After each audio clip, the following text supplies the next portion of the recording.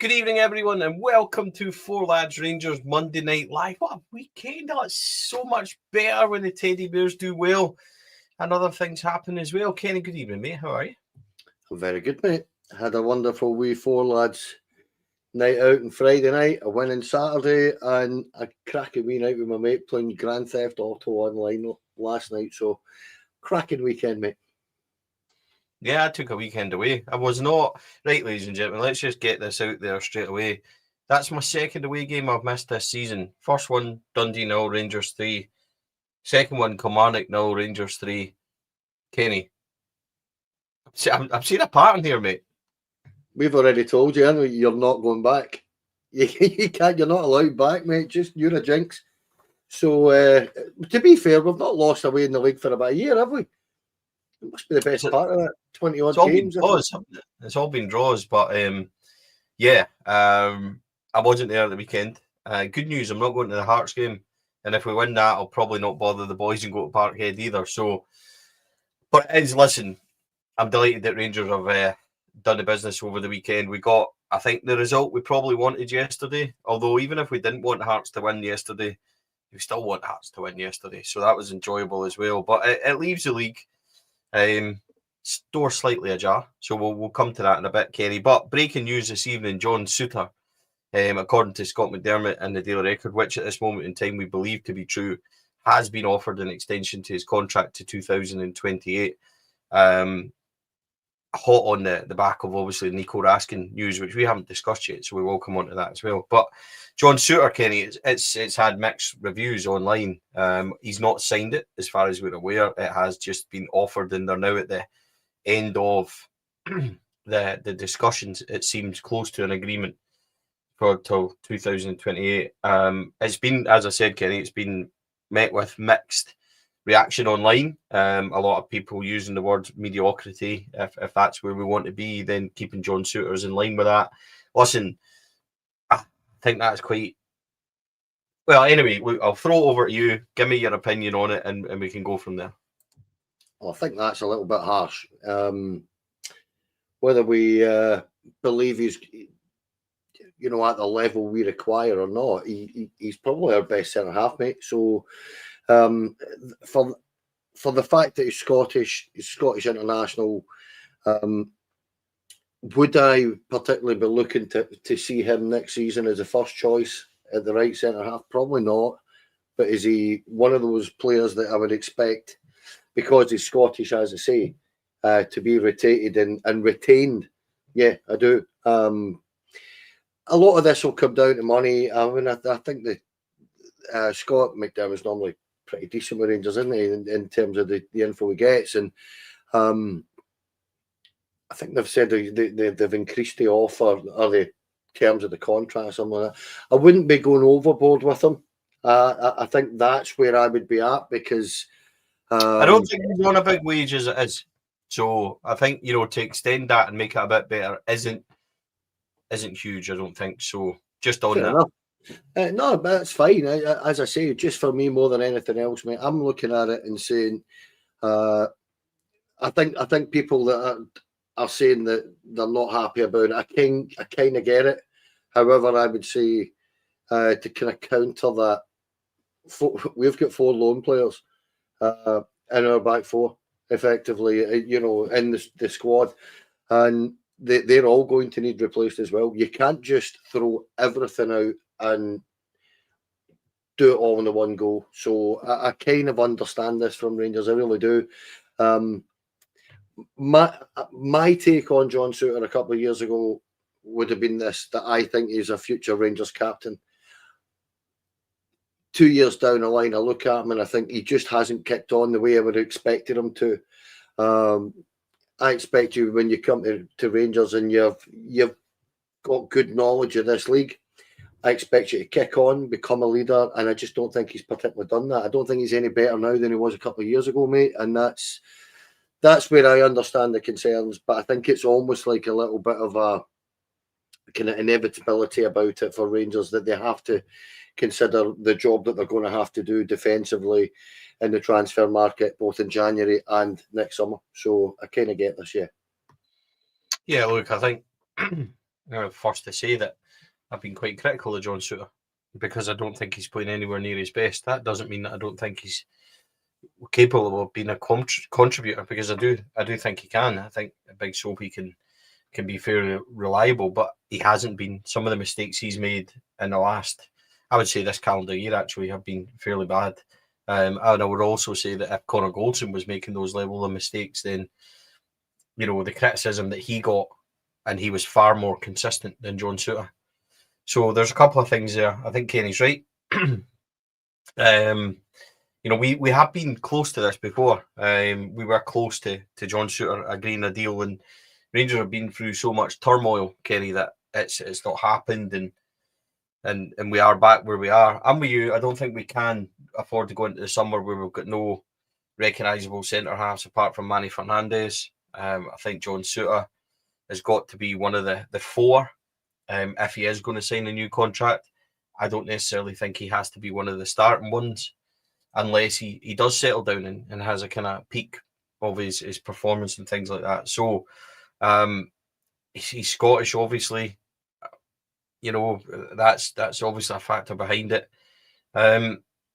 It's one where I see the logic. I understand why they're doing it, but there's got to be an uplift of form. But then you look at it and you think, who's he had partners next to him?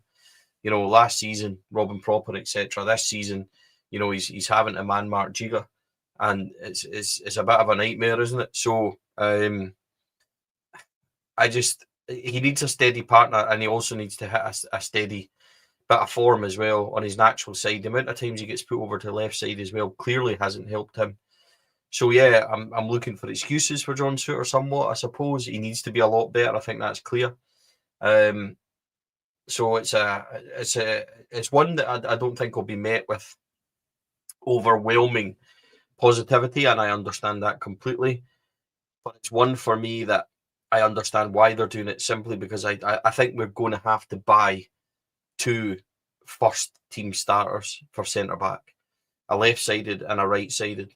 And then if you still have Manny Fernandez there and you have John Souttar, you're probably going to need another one in there too. So there's a lot of work to be done on our defence, and it's a big risk if you don't have a kind of a backup the way we've had this season. You've already seen it. So look, I understand. I don't think it's as easy, Kenny. Wouldn't it be lovely if we could just say, I just get rid of him and we'll bring in somebody better? But every time we get rid of anybody in this last, 4 or 5 years, it's got progressively worse.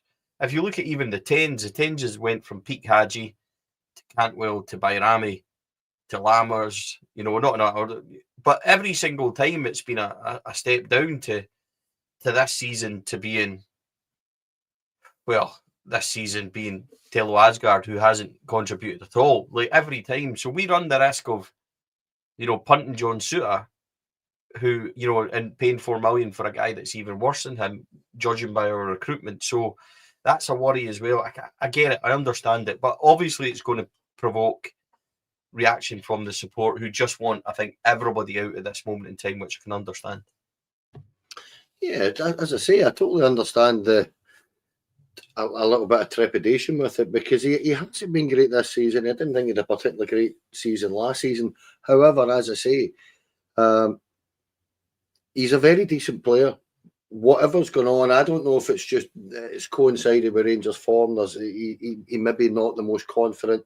I'm going to say something here that a lot of folk in the comments might not like, but I don't think playing next to James Tavernier can help any right-sided centre-back at the moment. I just think it's really tough when we're being so exposed on the right-hand side due to Tavernier's age and lack of pace now, and his inability to get back an awful lot of the time.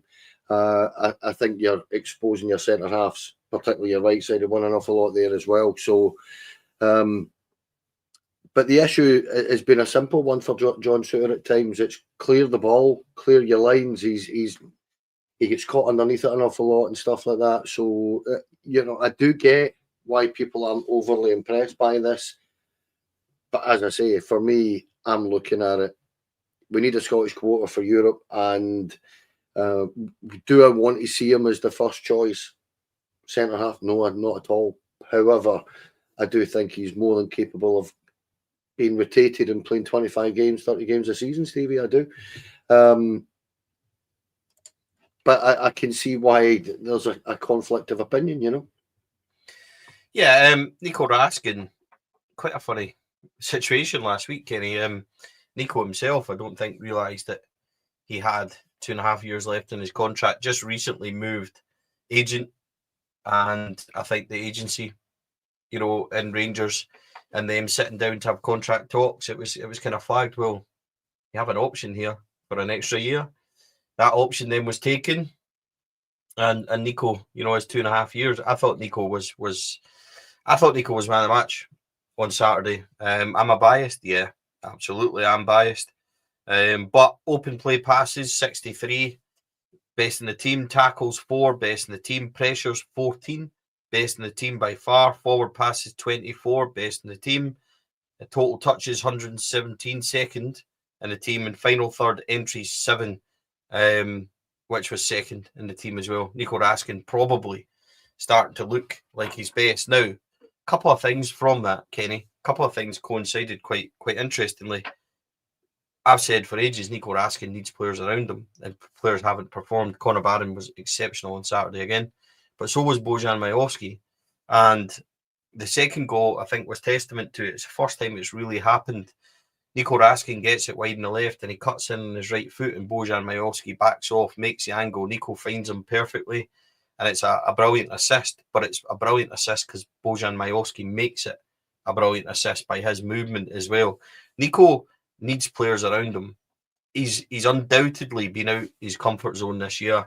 I think after what Russell Martin did to him, etc. And I'll say it again, the way the club handled that, I thought was really, really bad. Now that he's settled a wee bit, he's got 2.5 years. He really needs to get his head down and start performing for us week in, week out, so that he can look forward to the World Cup. And then, by all means, after the World Cup, go and smash it. And then teams can come and get him for the value we want at 2 years, which is very comfortable. But I thought Nico looked a lot better on Saturday. And a lot of that's got to do with the performance of Conor Barron as well. Yeah, I thought the midfield was actually pretty decent. I thought even more Diamandi, who we could discuss till the cows come home with his and the absolute randomness in what he does and how he performs at times. But I thought in the first half he was making some tremendous runs and freeing space. I thought the midfield was as good as I've seen it in a while, actually. I know what you're saying about Nico Raskin. I on Saturday night in the aftermatch, I gave the man of the match to Miovski. The other two lads, Andrew and Mark, gave it to Conor Barron. But Nico Raskin had his best game for a long, long time for us, I thought. Yeah, and it's just one of those things that you know, you're saying that about the contract, and it's quite incredible that nobody seemed to have known this, isn't it? I mean, it's quite bizarre and such a kind of never heard of anything like it type of scenario. But I'm delighted with that, because if you look back to the summer, we were all actually turning around saying 2 years left is the prime time to sell. That's the prime time to sell an asset. Well, we've now got 2 years come the World Cup, and if he has a decent World Cup, you'll get top dollar for him, mate. And not that I particularly want to see Nico Raskin go, but if every player's for sale if the price is right, we all know that. And I'm actually really delighted with that, because I always feel that when I get down to the last year of the contract, the player holds all the aces, and it's very, very difficult to get your value or your valuation on a player, because well, we all know what football agents are like. We know that, you know, interested parties are going to pay as little as they possibly can, so everything kind of gets conspiring against you. So I'm delighted with that, but I do agree with you in terms of Nico on Saturday night. I thought he was very decent, and it's good to see, because personally I would always say Nico Raskin's Rangers' best player.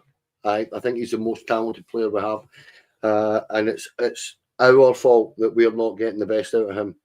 And you know, previous head coach. We know what was going on there, and Kevin Thelma, we know what was going on there, Stevie. So we mentioned it a week or two ago that I actually feel these confidence is taking a battering because of what's happened to him in the summer. I don't think there's any doubt in that, and I think as he's beginning to get that back under Danny Rule, I think you begin to see the best of him again.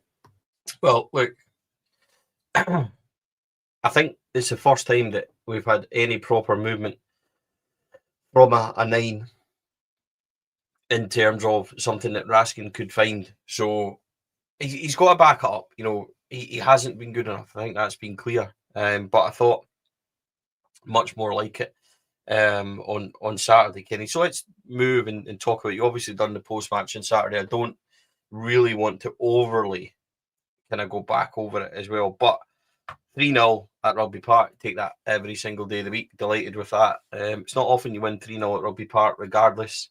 I thought there was a couple of really good performances. Conor Barron, excellent. Nico Raskin, excellent. Bojan Miovski, 2 goals, really good. And I thought that Jack Butland was really, really good. We'll talk about the refereeing again. Mikey Moore, brilliant to see him back. That was such a lovely goal. Should have had 2. Again, we'll talk about that. But overall, from where we are, another step forward, another good result. It's 5 wins, 2 draws for Danny Rule, which every single one of us would have grabbed, even though the draws have been really quite disappointing because we want to win every game. But it's little baby building steps and confidence and things. We just want to keep that snowballing, and that on Saturday, you know, I would have grabbed that every day of the week. So for me, perfect result, really. Absolutely. Anybody that's any Rangers fan, look back in the last 10 years and going to Rugby Park, our record there's appalling, Stevie. It's absolutely rotten. So to go there, and I'm not going to say it was overly comfortable, but it shows you how much at ease our fan base becomes when you go 2-0 up. You know, we've had that few and far between, Stevie, when you're a couple of goals clear and you can actually enjoy the last 10, 15 minutes of a game, because we're always sitting there biting our nails and watching it from behind the sofa or at the game. You're watching it like that because it's terrible. And that is the kind of situation that I'm looking at and saying, you're right, the two draws have been pretty disappointing. However, this is a strange league this season where I don't think there's very much between 8 or 9 of these teams at the minute. I genuinely don't, any of them. So it does look to me as if it's going to be one of those leagues till it all sorts itself out, and that'll probably start in February or something like that, where you'll start to see teams take that leap forward. There's very much a muchness, and I expect lots of more drop points from all teams. I mean, there was Hearts, I believe, hadn't won in about a month, go to Celtic and beat them.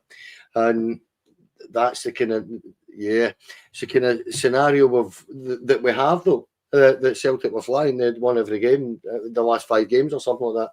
And then Hearts turn up, and I thought Hearts won with a bit of ease yesterday, I've got to be honest. I thought they were well worthy.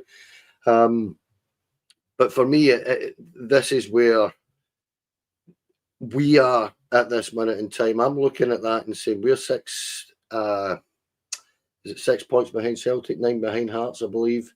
And you're sitting there and you're giving it, we've got a game in hand against Hearts. I think is that an Aberdeen game? I think it probably is. And you're sitting there and you're thinking, you know, you're in this mentally, and bizarrely, you're actually just about in this. So fair play to Danny Rule. When you look at, I think he's taken 17 points in 7 games. And then you consider what the previous head coach had managed before that, and was it 8 games? And he'd about half those points. So same players, same squad, different message, and it shows you that these players are far more talented than we thought they were. How talented they are remains to be seen, Stevie, because I'm not convinced. And as I've said this to you before, that I had an admission to make that when I seen all the stats and all these players in the summer, I thought, you know, I think a lot of these will be able, you know, these young kids will be able to take the step up and a lot of them have just retreated into their shells to a certain degree for me, and I don't like that. But all you can do, Stevie, at this minute in time, and it is that mantra, and Danny Rule's saying it as well. I think he said it again at the weekend. It's one game at a time. At the minute, just keep winning, keep getting 3 points, and you just never know at this minute in time the way this weird league is.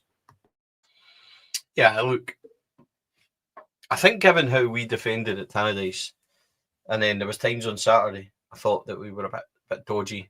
Any victory for me is really good. I don't think there's any suggestion that Fernandes and Giga are our first choice centre-back pairing.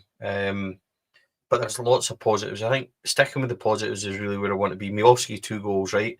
First one, there's nothing superb about that or anything. We actually work ourselves into a bit of a disadvantage. And then he just gets a wee break and toe pokes at home. It doesn't need to be 20 passes or neat and tidy. We don't score enough scrappy goals. You've seen it during the week, actually, when Gassama hits the post and then Danilo gets blocked and then we get blocked.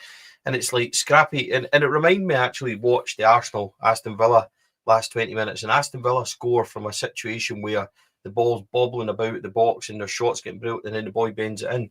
And I thought to myself, we don't do that. We don't get scrappy goals. We don't take chances like that. And then sure enough, Miovski on Saturday night pokes that one home. So delighted with that. I thought the second one was a touch of class.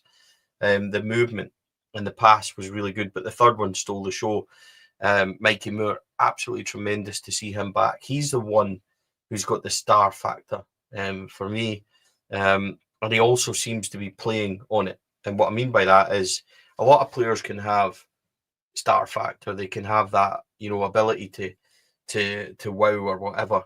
Gassama being the one, but they can maybe not always be on it. Mikey Moore at the moment seems to be at the top of his confidence and at the top of his game, even though he's been out. So really delighted to see him take that goal. So they're the big positives for me. Jack Butland, I thought, was really safe. A couple of cracking saves. Yes, Kilmarnock got chances. I think Kilmarnock always get chances at Rugby Park. I don't think there's ever been a time where they don't when we play them there. Could we be a wee bit tighter? Yeah, but we're never going to get a game where there's 90 minutes and nobody creates any chances against us. They're very few and far between. So all in all, I'm quite confident and quite happy with what we've done. Kenny, there's a few moments in there that we need to discuss. And I'll do this on the benefit of, I didn't watch the game with commentary. I was actually in a restaurant eating and watching it at the same time. And so I didn't have the benefit of hearing what people were saying. So I'm not even sure if these are in the right order to discuss. Diamante's pull on Watson, I think that's a foul for me. There's a lot of things to consider. The ball's not going near him, so he's not getting the ball. But I've got a real issue with Diamante at the moment. He seems to be on a bit of a self-destruct. 2 yellow cards quite a lot. He always seems to be niggling. I just think that's needless. Kenny, see if that was me up at the other end, I'd be screaming for a penalty. As much as it might upset people, I think that's a penalty. I think it's a foul, and I think it's utterly ridiculously not needed by Diamante. Said it on Saturday night, mate, and I think Mark disagreed. I think he felt it wasn't a penalty. I think it's a penalty. I don't think there's any doubt it's a penalty kick for me, and I've always said that, Stevie. You've kind of said that there yourself, but I always put the boot in the other foot. If it's a Rangers player getting pulled like that, I am raging if I don't get a penalty kick. No wonder Stuart Kettlewell was kicking bottles about, mate, because that's a tough call, because it's 2-0 at the time. Mo Diamante's on a booking, I believe. I think at the time he probably should and would be booked for that if they give the penalty. And if they score, you know yourself, 2-0 is a weird scoreline. 2-1, all of a sudden that team's got the momentum, and it's a tough shift. And they were actually at that point, they had the momentum. They were getting on top, and yeah, I've no doubt in my mind, for me personally, and I know other people are going to say that no, it's not for them because it's outside the box and it's more out than in. And I've seen it continues into the box. So we look at Amad Diallo's for Man United, and it starts away outside and gets pulled in. I think it's where it continues to.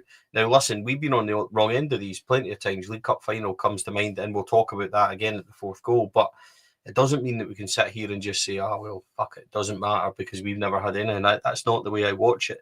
I think we were lucky. And if you want to say the ball's not going near him and that's not a foul, then okay, I accept that. That's absolutely fine.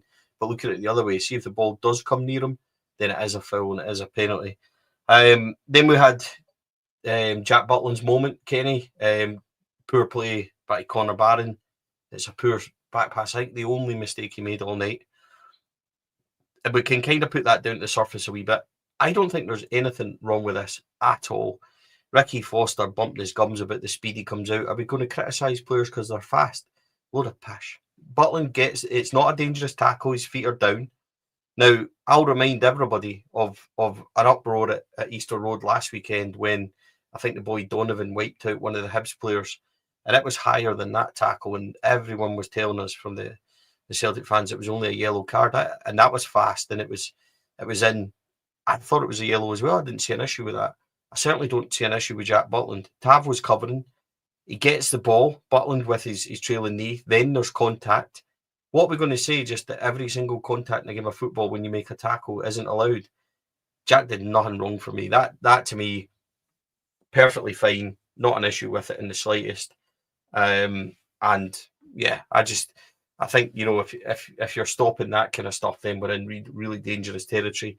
I don't see it as a problem at all.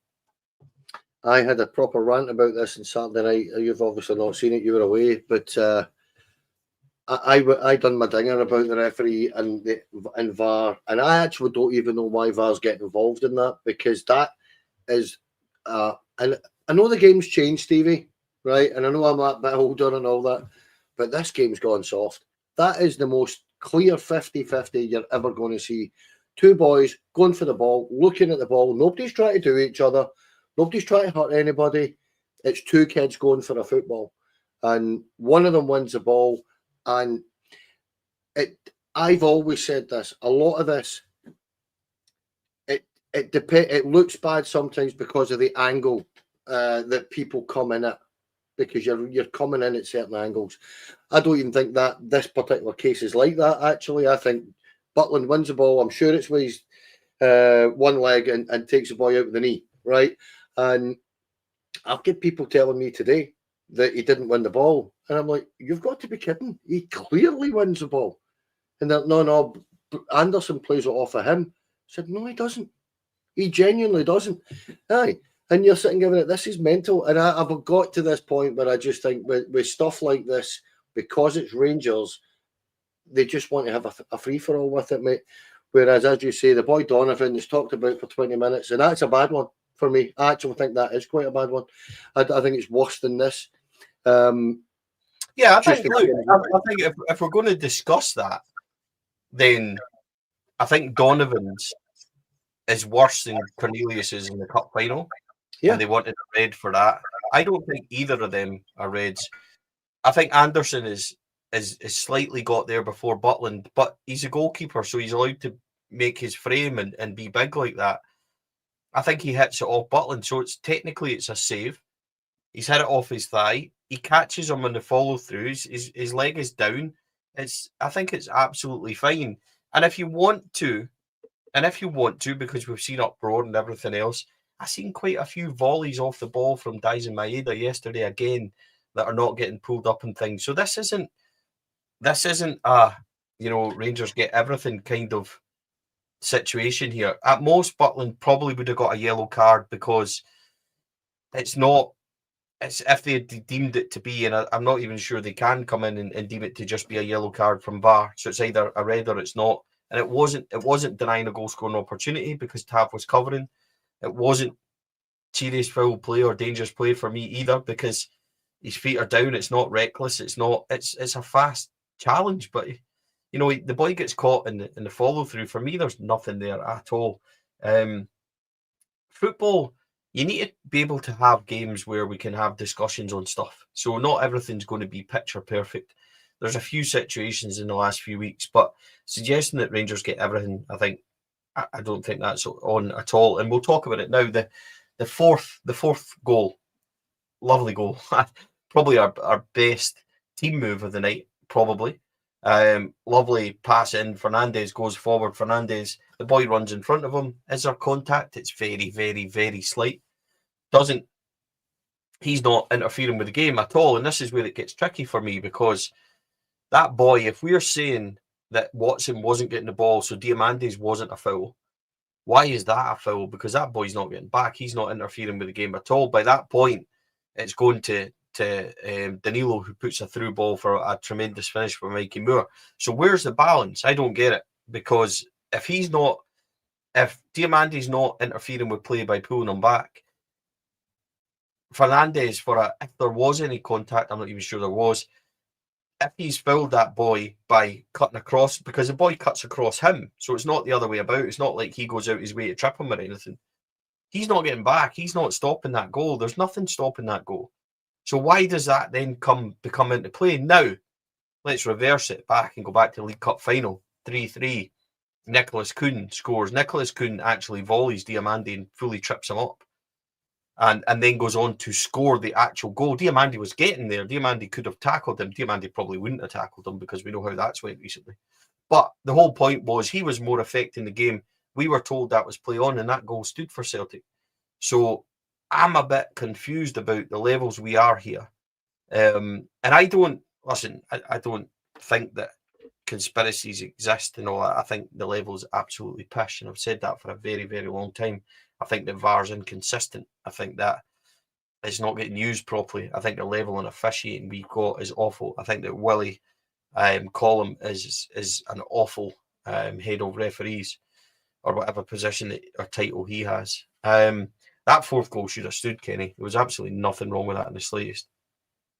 Well, you never heard the commentary, but Neil McCann, I think it was banging on about an initial foul before the incident that they actually ruled it out for.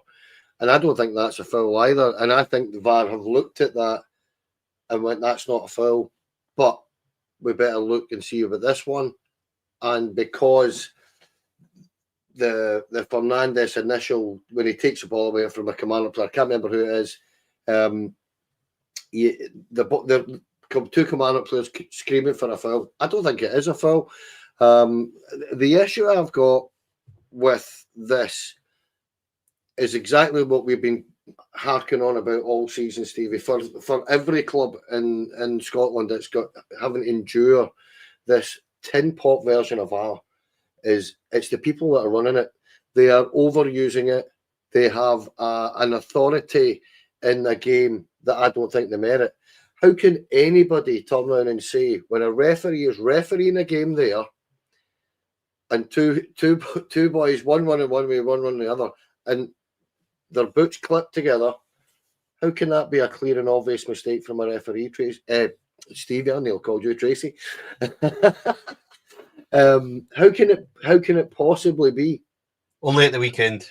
Well, I know that, but like, seriously, how can you possibly involve yourself in that if you're a VAR? If you're on VAR, I just don't get it. I genuinely don't get it, Stevie. How you can turn around and say, "Oh, you better come and have a look at this." It's meant to be for clear and obvious errors, and I know they've got to look through the goal and the move, but there's no clear and obvious error there. The goal should stand, and it's not a foul.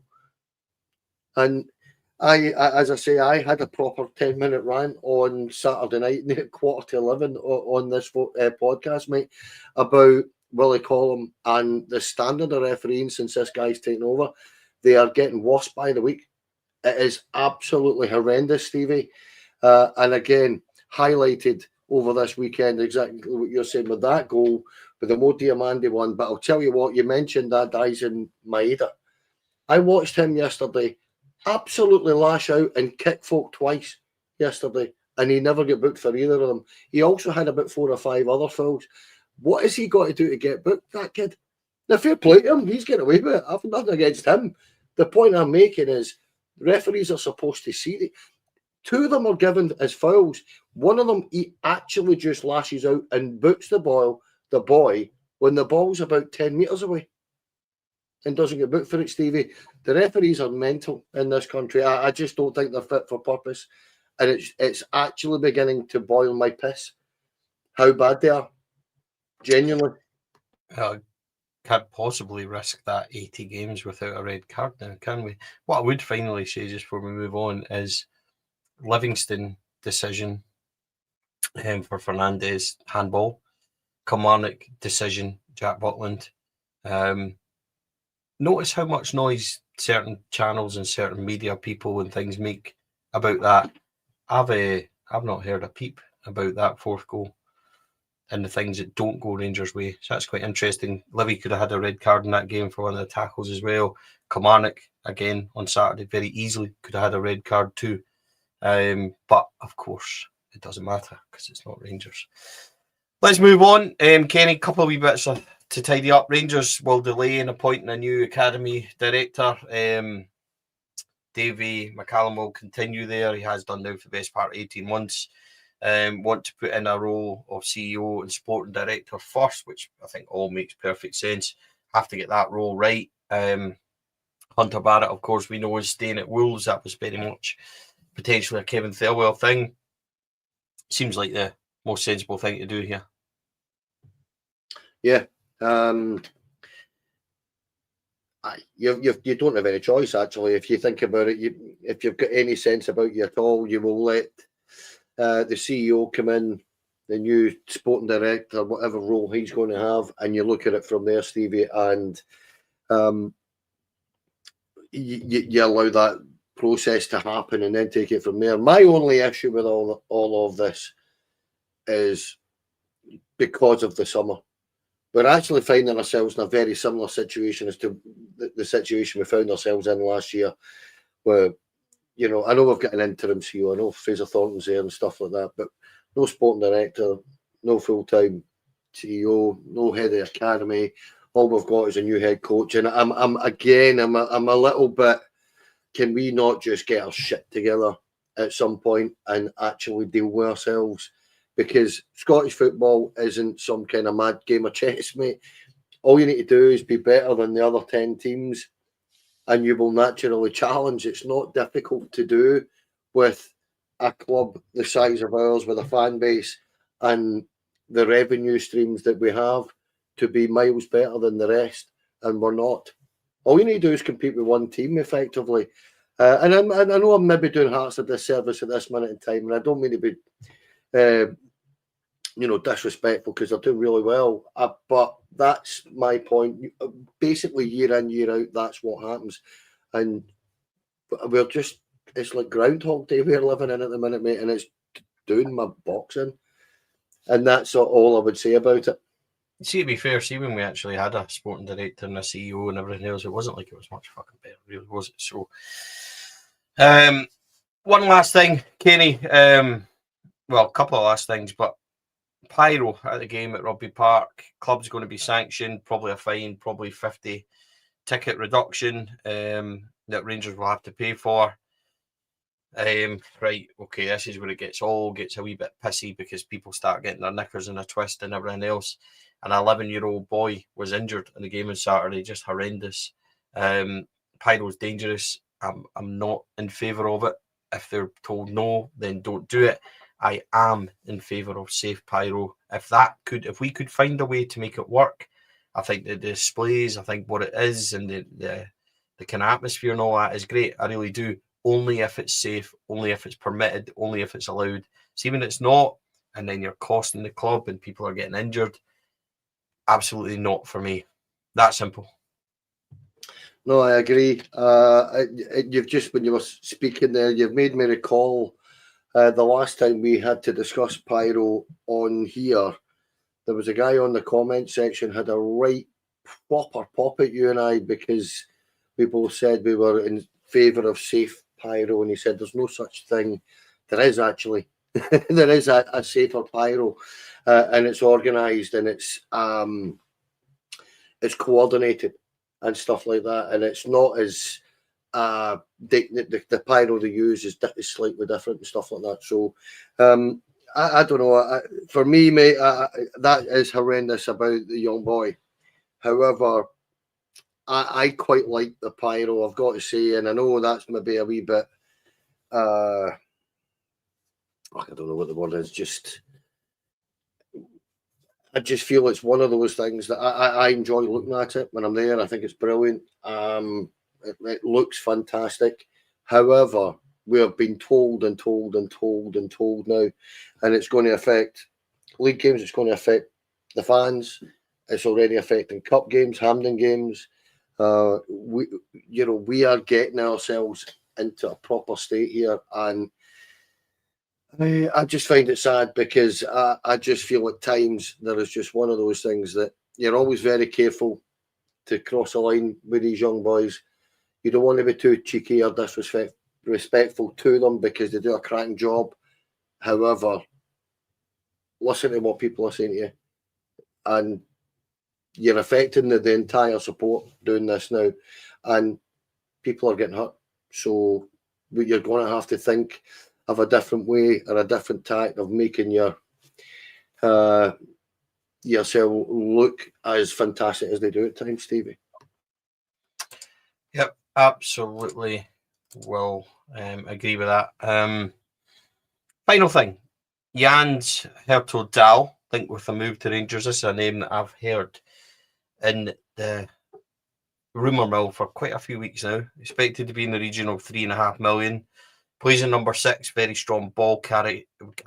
Statos, Kai seemed to get really excited about this and immediately said this will not happen. And I said, well, are you sure? Need to wait and see on that. And then Rangers Review have followed that up, basically saying that this deal is a possibility. Rangers got money to spend on January. I don't know whether this is sensible or not, but we're going to spend money. I think we need to spend money. I think that's said, but we need to be sensible with it. We need to get it right. I think that's a better way to term it. I think me try to say. So we need a ball carrier. We need something from midfield because it's all very much like for like. We need something in there. So that's going to be interesting. Kenny, I can't say I know much about this lad. The current Norwegian we have is not exactly setting the header alight. So, it doesn't overly excite me as such. I think the thing is, Kenny, and this is, this boy is supposedly very highly rated. As I said, all the stat was getting excited about him and stuff like that. I think genuinely, Kenny, I'm fucking battle scarred from the summer. 40 million, we were all going, yes, this is going to be great. Who are we going to get? Blah, blah, blah. Tell Asgard sounds brilliant. Miovski scored all these goals. He'll be great. Chermiti, 8 million, must have something about him. Ant-Man set up 3,000 goals last year in Holland. He'll be terrific. Giga, don't spend that amount of money on him. Max Aarons was good about 5 years ago, rather. Blah, blah, blah, blah, blah. And they've all underperformed. So when it comes to this January, I think there's a part of me that as much as I wanted to spend money, we absolutely do. There's a bit of me that's a bit worried about these things. I just hope that Danny Rule has got a good insight into this, and these things are all thoroughly vetted. $3.5 million for us. He needs to come in and be a starter. He needs to come in and be a star performer. Certainly going to be interesting. As I said, we have money, and I think we will spend, and I think we have to spend. But if you're going to spend on 4, 5, 6 players, like Danny Rule potentially hinted at, they need to be 4, 5, 6 players that are spot on and correct.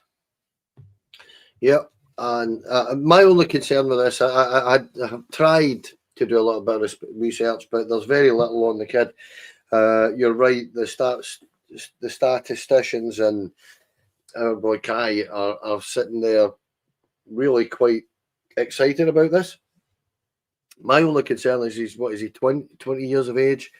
I'm looking at it, given that we need leaders and we need experience in this team. We're crying out for it. And a 20-year-old is not what I expected in the middle of the park. However, if you're looking at it from Rangers' perspective, and you might be looking at thinking to yourself quite genuinely, where are you going to get that 28, 29-year-old number 6 who's won things as a captain somewhere else or a leader of a team or whatever? Where are you getting him in January? Anywhere in Europe? I very much doubt you'll get one unless you want to go and pay 15, 20 million quid for him, mate. And I think that's perhaps where we're at. And we might just be looking at perhaps more of an experienced head at the back, or two at the back. I think that might well be where we're at. I don't know, but I've got very little to say about the boy because I don't know anything about him. I just know the rumour. And as I say, trying to find stuff about him was quite difficult. He looks all right. The Norwegian league's a decent league, mate. So, it's about probably on par with ours, probably a little bit better at this minute in time in terms of their European results and stuff like that. So it's very, very difficult to overly comment on this kid because I just feel that that's my fear. So that's where I'm kind of looking at it and saying, 20. I'd much rather the 28-year-old with 60 caps, put it that way. But as I say, where we're getting them, I don't know. Yeah, I mean, look, I think this is it. I mean, we have tried to bring in experience. Can't say that guys like Max Aarons and Joe Rothwell and things aren't experienced players. That they are. They just aren't performing. They just aren't our level. And listen, the truth is, and I think we all know this, and I think, we're not being overly critical by saying the recruitment in the last 5 years is absolutely garbage. And it doesn't matter what age we've tried to bring people in. So it's got to be the right people. And we've heard all this bollocks now for years and years and years and years. So we'll just need to wait and see. All we'll do is report on it. We'll see what comes of it. And they'll get the eye test. And I don't really care about stats and what people say about players and how good they're meant to be. You can normally tell a Rangers player in the first 20 or so minutes. And and I've suggested a few ones that people have laughed at, and we look at them now and a lot of people are saying go and get them, and I've suggested a few that have came in and they've been utterly shite. So it is what it is. January we need to do business. I still think half a dozen is where we need to be. There needs to be quite a few that leave as well, and we just need to wait and see. So that's basically, I think, where we are, Kenny. As for Joe Rothwell, a lot of people saying, where is Joe Rothwell? Joe Rothwell is injured. He has been for the last 3-4 weeks, I believe. Got a strain of some sort, was close to being back in the squad. So I can only assume that he'll be back. Obviously, Giga and Diamandi will go to the AFCON. I think it's the 15th they go. So I wouldn't be surprised if you've seen Fenerbahce, Ferencváros on Thursday night, being a bit of a trial for first players where Sterling might get game time and things like that. So we do need momentum, and we've got 3 days break before we go into that Monday night game against Hibs, which is quite useful. And we'll talk about that a wee bit more on Wednesday night. So, Kenny, I think that's us. Wrapped up another successful show. A good weekend for Rangers. Where it leaves us in the league, I don't really want to. I don't really want to say. Did I call him Raheem Sterling as well? I do that all the time. I mean Dujon, but I call him Raheem Sterling all the time. Never mind. When you get old like me, it happens.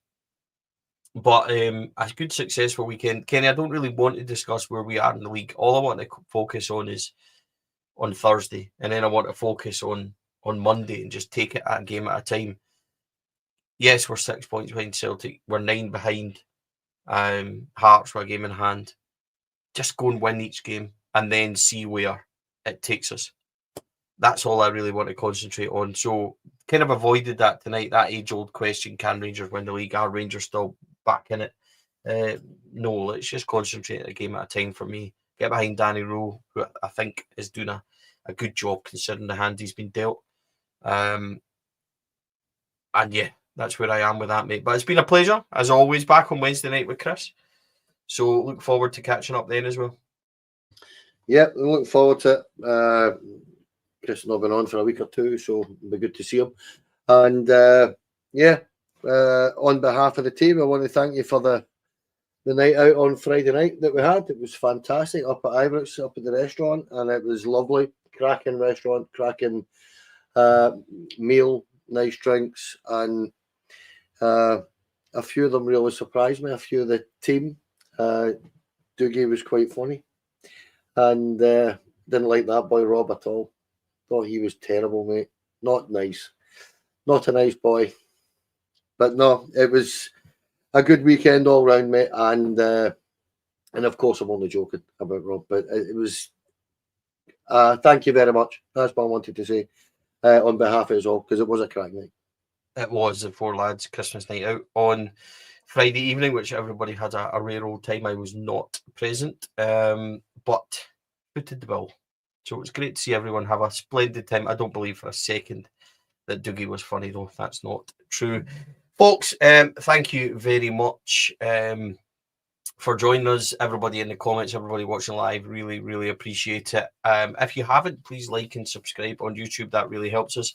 If you want to become a member of the show, you can do it simply by scanning this QR code. Tomorrow evening, we are recording with 9-in-a-row legend Davy Robertson. He will be episode 4 of the Rangers years. We have lots of these lined up, but it's difficult trying to get people and trying to record, and you're asking people for a favour, so it's not like you can, push them. But looking forward to having Davy on the show. David Herd's doing that one, which we're really looking forward to. Davy, excellent to see him on. So that'll be available for members in the coming days. We do have extra member shows on there. If you want to become a member, please do check it out. Big thanks to our sponsors. Bear with me while I get through this. Rhino Express, Jim and all the team there. Thank you, guys. Clydeview Fire Protection and Joinery, Athlone Industrial Solution, Ian, all the best to all the team over there. Carlo and the crew at CSD Air Conditioner, very own Amrit at Candies, and of course our Sunday Sports sponsor, local dart shop online. Thank you to John and the team there as well. That's all from us, folks. Thank you to everybody in the comments. We've got a tactics board to go and play with and try not to concede goals while we're doing it. Have a great Monday. We'll see you on Wednesday night, folks. Take care for now. See you later.